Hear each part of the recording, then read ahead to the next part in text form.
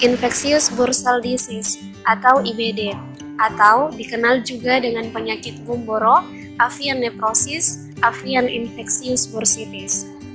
IBD merupakan penyakit menular akut pada ayam berumur muda, ditandai dengan peradangan hebat Bursa fabricius dan bersifat imunosupresif, yaitu lumpuhnya sistem pertahanan tubuh ayam mengakibatkan turunnya respon ayam terhadap vaksinasi dan ayam menjadi lebih peka terhadap patogen lainnya. Virus IBD tergolong virus RNA dari genus Avivirnavirus dan famili Birnaviridae.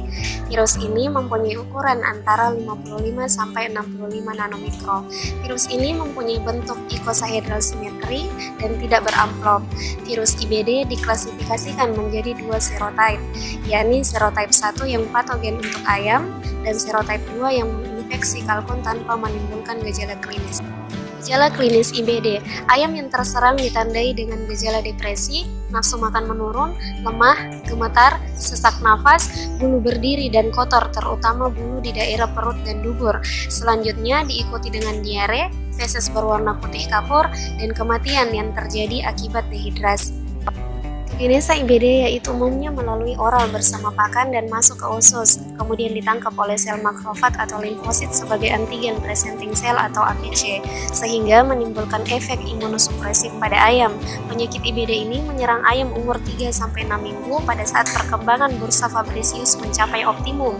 Pada saat yang sama, antibodi asal induk mulai menurun, sehingga ayam rentan terhadap infeksi virus IBD. Sebaliknya, penyakit IBD tidak membahayakan bagi ayam yang telah mengalami regresi Bursa fabricius karena target sel virus IBD adalah sel limfoid Bursa fabricius yang sudah matang.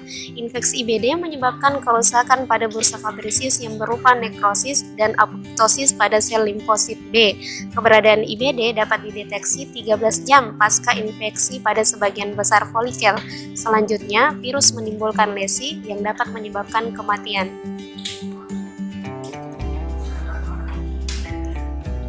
Patologi anatomi pada ayam yang terinfeksi virus IBD adalah pada karkas.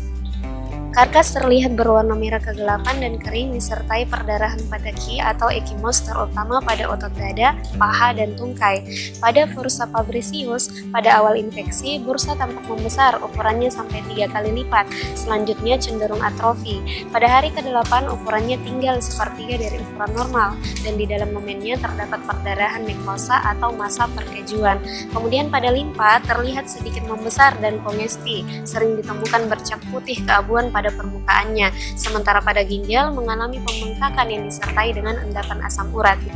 Masa banding, penyakit-penyakit yang dapat dikelirukan dengan IBD antara lain Newcastle disease atau ND, inclusion body hepatitis, chicken anemia syndrome, dan leukocytozoonosis.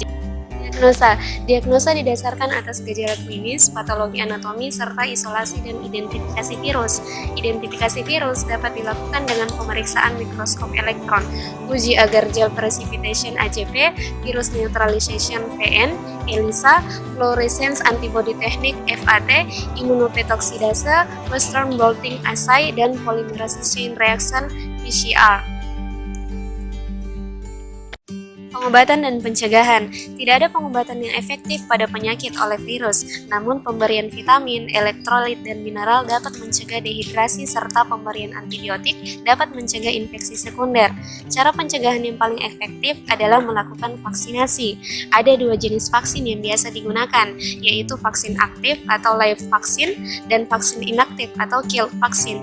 Vaksin aktif yang berasal dari strain standar terdiri dari strain yang ringan atau mild, strain keras atau intermediate, dan strain varian.